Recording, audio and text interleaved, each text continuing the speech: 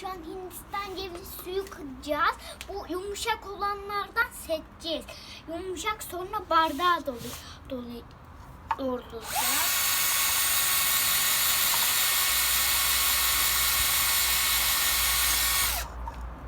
Yaptık.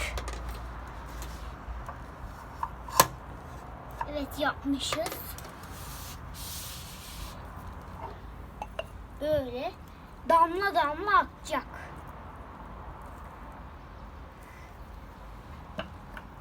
Bir tane daha açak. Şuradan bunu. Sen tut.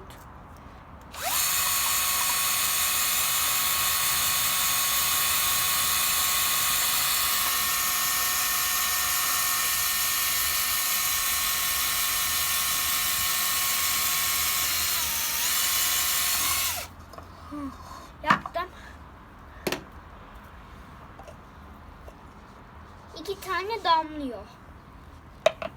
Daha çok işimiz bitiririz.